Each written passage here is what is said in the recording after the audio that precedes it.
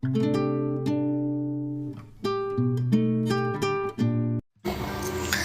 అండి, welcome back to Niharika home vlogs.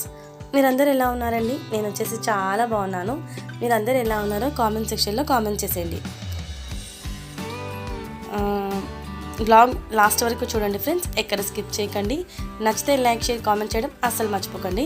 ఇక్కడ morning నుంచి నైట్ వరకు వ్లాగ్ కంటిన్యూ చేశానండి, చూసేయండి. ఇప్పుడు వ్లాగ్లోకి వెళ్ళిపోదాం పదండి. పిల్లల లంచ్ బాక్స్ నుంచి మీతో షేర్ చేసుకుంటున్నానండి. పిల్లలకు మార్నింగే లంచ్ బాక్స్ ప్రిపేర్ చేస్తున్నాను. స్టవ్ మీద అన్నం కూడా పెట్టేశానండి, అయిపోయింది. తర్వాత లెఫ్ట్ ఓవర్ కొంచెం రైస్ ఉంటే దాన్ని కొంచెం మసాలా రైస్ లెక్క ప్రిపేర్ చేశానండి. బ్రేక్ఫాస్ట్కి మార్నింగ్ పిల్లలు తినేసి వెళ్ళిపోతారు. నైట్ ఎక్కువగా తినలేదండి పిల్లలు, అందుకే రైస్ మిగిలిపోయింది. దాంతోపాటు నేను మసాలా రైస్ లెక్క ప్రిపేర్ చేశానండి. మీకు కావాలంటే చెప్పండి ఫ్రెండ్స్, నెక్స్ట్ టైం చేసినప్పుడు షేర్ చేసుకుంటాను. రైస్ మాత్రం చాలా బాగుంటుంది. ఇక్కడ మా నిత్య వచ్చేసి ప్రిపేర్ అవుతుందండి. పిల్లలకు చెప్పాను కదండి టెస్ట్లు అవుతున్నాయని. ఇక్కడ మార్నింగ్ కొంచెం ప్రిపేర్ అవుతుందండి.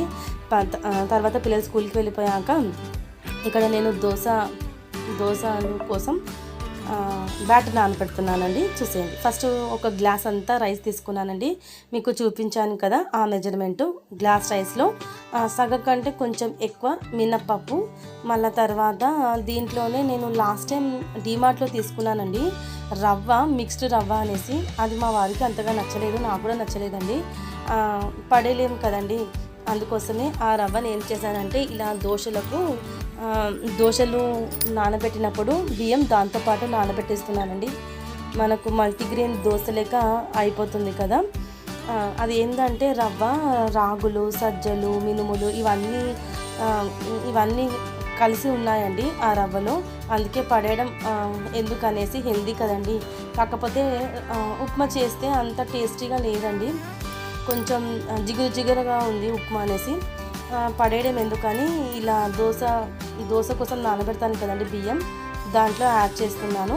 తర్వాత ఒక గుప్పెడంతా శనగపప్పు, తర్వాత మెంతులు, ఇవన్నీ వేసి మంచిగా ఒక 2 సార్లు కడిగి మంచినీళ్ళు పోసి నానబెట్టేసుకున్నాను. ఈ వ్లాగ్ వచ్చేసి కృష్ణాష్టమి తెల్లారి వ్లాగ్ అండి, నెక్స్ట్ డే వ్లాగ్. ఓకేనా ఫ్రెండ్స్? పిల్లలు వెళ్ళిపోయాక ఇంట్లో వర్క్ స్టార్ట్ చేశానండి నేను. మళ్ళీ మర్చిపోతున్నానండి రోజు దోశకు నానబెట్టడం, అందుకే ఈరోజు ఫస్ట్ ఆఫ్ ఆల్ అదే పని చేశానండి. తర్వాత అది నానబెట్టేసుకున్నాను. తర్వాత పిల్లలు వెళ్ళగానే ఇల్లు ఊడవడం ఎందుకని కొంచెం సేపు ఆగి ఇల్లంతా క్లీన్ చేసుకుంటున్నానండి. వాళ్ళు ఉన్నప్పుడే క్లీన్ చేయొచ్చండి, కాకపోతే షూ వేసుకుంటారు, అటు ఇటు తిరుగుతూ ఉంటారండి. మళ్ళా అంతా నాకు ఇల్లు క్లీన్గా ఉన్నట్టు అనిపించదు, అందుకే వాళ్ళు ఉన్నప్పుడు మ్యాక్సిమం చెయ్యనండి, చాలా రేరు.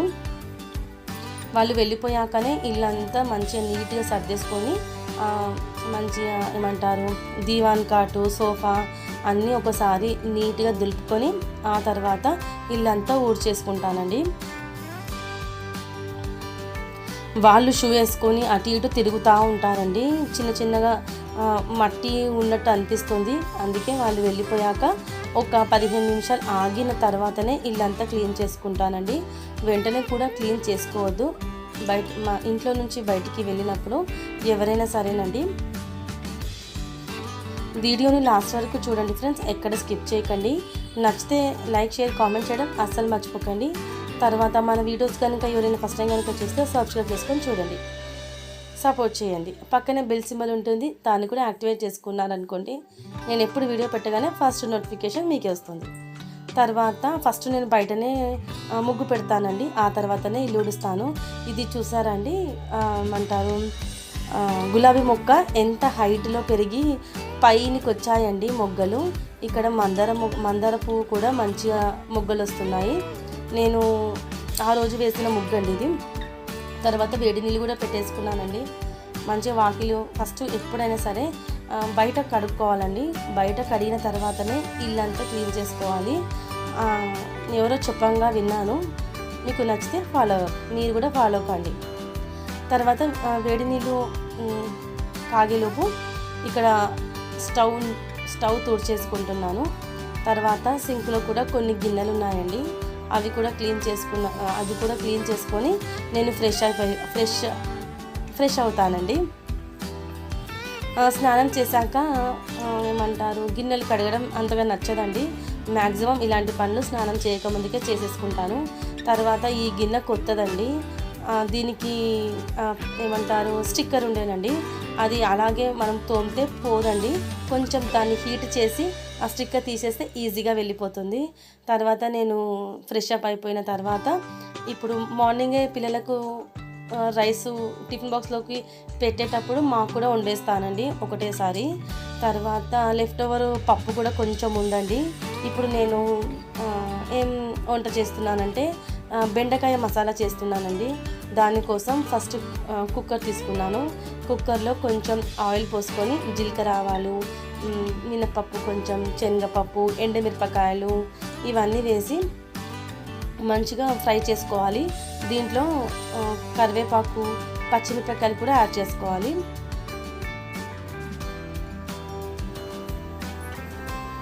వీడియోని ఎక్కడ స్కిప్ చేయకుండా ఎండింగ్ వరకు చూడండి, ఓకేనా.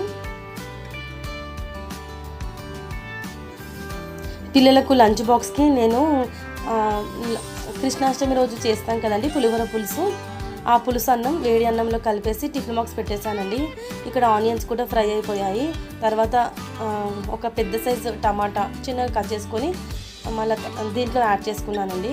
తర్వాత కరివేపాకు, తర్వాత పసుపు, అల్లం వెల్లుల్లి పేస్ట్, తర్వాత పల్లీలు, జీలకర్ర, కొంచెం చింతపండు, ఇవి మంచిగా పేస్ట్ చేసుకోవాలండి వాటర్ యాడ్ చేసుకుంటూ.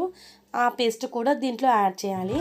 తర్వాత ఆ మసాలా మంచిగా ఆయిల్లో ఫ్రై అయిన తర్వాత దాంట్లో కట్ చేసి పెట్టుకున్న బెండకాయలు కొంచెం పొడుగా కట్ చేసుకోండి ఫ్రెండ్స్, చిన్నగా కట్ చేసుకోండి. ఎందుకంటే ఉడికిపోతుంది కదా, మళ్ళీ తొందరగా ఉడికిపోతుంది కదా, మెత్తగా అయిపోతుంది. కాబట్టి కొంచెం పెద్ద సైజులో కట్ చేసుకోండి. తర్వాత బెండకాయ వేసిన తర్వాత వెంటనే కారం, ఉప్పు, ధనియాల పొడి, కొంచెం గరం మసాలా ఇవన్నీ యాడ్ చేసిన తర్వాత ఈ పొడులు కూడా మంచిగా ఆ మసాలాలో ఫ్రై కావాలండి. ఈ మసాలా అంతా బెండకాయకి మంచిగా పట్టేలా మంచిగా కలుపుకోండి. వెంటనే వాటర్ పోసుకోకండి ఫ్రెండ్స్. ఈ బెండకాయ ఈ డ్రై మసాలా అంతా ఆయిల్లో ఫ్రై కావాలి. ఆ తర్వాతనే మనం వాటర్ యాడ్ చేసుకోవాలి. ఆ పేస్ట్ ఒకసారి మళ్ళీ చెప్తున్నాను. పల్లీలు, జీలకర్ర, కొంచెం చింతపండు, మీకు నచ్చితే కనుక పచ్చిమిరపకాయలు కూడా దాంట్లోనే యాడ్ చేసుకోండి ఫ్రెండ్స్, పోపులో యాడ్ చేసుకోకండి. తర్వాత ఇలా 2-3 మినిట్స్ ఫ్రై చేసిన తర్వాత ఇప్పుడు వాటర్ యాడ్ చేసుకోవాలి. వాటర్ కూడా ఎక్కువ యాడ్ చేయలేదండి నేను, ఎందుకంటే మసాలా అది కదండి కర్రీ, ఎక్కువ వాటర్ యాడ్ చేయడం వల్ల కొంచెం జ్యూసీగా అయిపోతుంది. కాబట్టి నేను కొంచెమే యాడ్ చేశాను. వాటర్ యాడ్ చేసిన తర్వాత విజిల్ పెట్టేశానండి. ఒక 3 విజిల్స్ పెట్టాను. ఆ తర్వాత కర్రీ వచ్చేసి ఇలా అయ్యిందండి. అంతేనండి, మధ్యాహ్నం లంచ్ అయిపోయింది. తర్వాత నేను కొంచెం ఎడిటింగ్ చేసుకున్నాను. తర్వాత పిల్లలు స్కూల్కి నుంచి వచ్చారు, వాళ్ళు లంచ్ చేశారు, తర్వాత చదువుకుంటున్నారండి.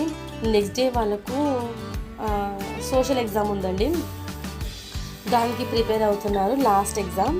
ఇక్కడ నేను వాళ్ళను చదివించుకుంటూ వాళ్ళకు ఇక్కడ మా వారి షర్ట్లు ఐరన్ చేస్తున్నానండి. నేను ఏ విధంగా ఐరన్ చేస్తానో ఇక్కడ చూడండి ఫ్రెండ్స్. రెగ్యులర్గా నేనే ఐరన్ చేస్తూ ఉంటానండి మా వారి షర్ట్లు. దాదాపుగా మ్యారేజ్ అయినప్పటి నుంచి నేనే చేస్తున్నానండి. నేను ఎలా చేస్తానో చూడండి ఫ్రెండ్స్, ఓకేనా.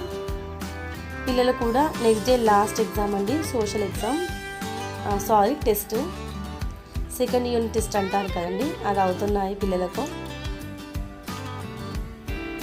వీడియోస్ని చూడండి ఫ్రెండ్స్, కొంచెం ఎంకరేజ్ చేయండి, ఓకేనా. ఖచ్చితంగా లైక్ చేయండి. మీరు లైక్ చేయడం వల్ల మన వీడియోస్ ఇంకొంచెం మందికి చేరుతాయండి. కాబట్టి వీడియోని లాస్ట్ వరకు చూసి ఒక లైక్ చేయండి. మీకు వీడియోలో ఏది నచ్చిందో కూడా కామెంట్ చేయండి.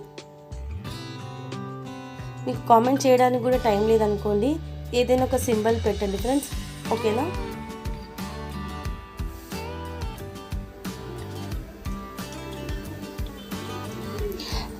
సాటర్డే రోజు మా ఇంట్లో ఫంక్షన్ ఉందండి.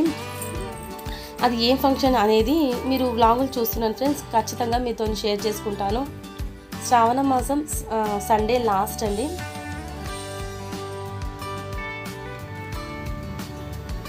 శనివారం ఇంట్లో ఫంక్షన్ ఉందండి, మీరు చూస్తుండండి. ఏ ఫంక్షన్ అనేది మీతో కూడా షేర్ చేసుకుంటాను, ఓకేనా. టైం వచ్చేసి ఇప్పుడు 6:30 అలా అవుతుందండి. ఇప్పుడు సింక్లో కొన్ని గిన్నెలు ఉన్నాయండి, అవి కూడా క్లీన్ చేసుకోవాలి. మళ్ళా మార్నింగ్ నేను దోశ బ్యాటర్కి నానబెట్టాను కదండి దోశలకు, అది కూడా రుబ్బుకోవాలి. పిల్లలకు డిన్నర్ పెట్టాలి, మా వారికి చపాతీ చేయాలండి. ఇన్ని వర్క్స్ ఉన్నాయి. చూసారండి నేను ఐరన్ ఎలా చేశాను ఏందనేది ఖచ్చితంగా కామెంట్ చేయండి. మీరు కూడా ఇలాగే చేస్తారా అనేది కూడా కామెంట్ చేయండి ఫ్రెండ్స్. నాకు వచ్చే పద్ధతి ఇదేనండి, నేనైతే ఓన్గా నేర్చుకున్నానండి ఐరన్ చేయడం. మ్యారేజ్కి ముందు నాకు రాదు, మ్యారేజ్ అయ్యాకే నేర్చుకున్నాను. ఇవి 2 షర్ట్లు చేశానండి ఐరన్. ఇప్పుడు మా వారి ప్లేస్లో పెట్టేసేయాలి.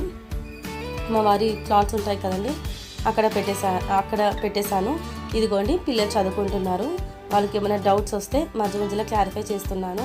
ఇదిగోండి సింకులు గిన్నెలు ఉన్నాయి, ఇవన్నీ కడిగేసుకొని ఇప్పుడు దోశలకు నానబెట్టాను కదా, అది కూడా రుబ్బేసుకోవాలి.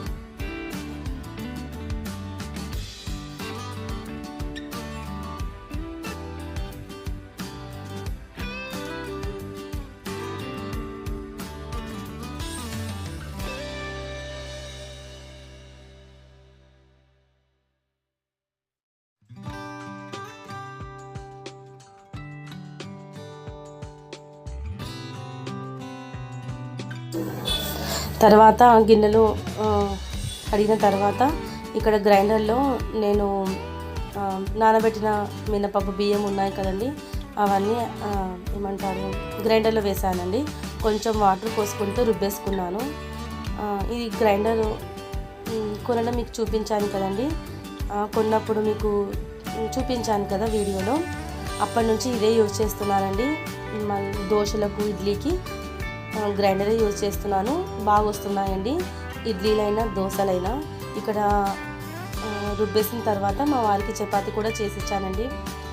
నైట్ మేము అన్నం తినమండి, ఆల్మోస్ట్ టిఫిన్సే తింటాము. నాకు ఓట్స్ మీల్ ఉందండి, అది తినేసాను నేను. ఇక్కడ మా వారికి చపాతీ చేశాను. ఇదిగోండి నేను రుబ్బిన పిండి, దీంట్లో మొత్తం పడుతుంది అనుకున్నానండి, కాకపోతే చాలా పైకి వచ్చేసిందండి. అందుకే ఇంకొక గిన్నెలు కూడా ఊడ్చిపెట్టేశాను. మళ్ళీ నిండా మనము పెడితే అదేమంటారు పులుస్తుంది కదండి, ఇంకా పైనకి వస్తుంది. కాబట్టి నేను డివైడ్ చేశాను 2 గిన్నెలకి. మా వారికి చపాతీ కూడా ఇచ్చేసానండి. అదండి ఈరోజు వ్లాగ్. మార్నింగ్ నుంచి నైట్ వరకు కంటిన్యూ చేశాను. ఎలా ఉంది అనేది ఖచ్చితంగా కామెంట్ చేయండి ఫ్రెండ్స్. మరి నెక్స్ట్ వ్లాగ్తో మళ్ళీ మేము ముందుకు వస్తాను. అంతవరకు చూస్తున్నాను ఫ్రెండ్స్. ఓకేనా? మరి ఉంటానండి. Bye, take care, have a nice day, good night.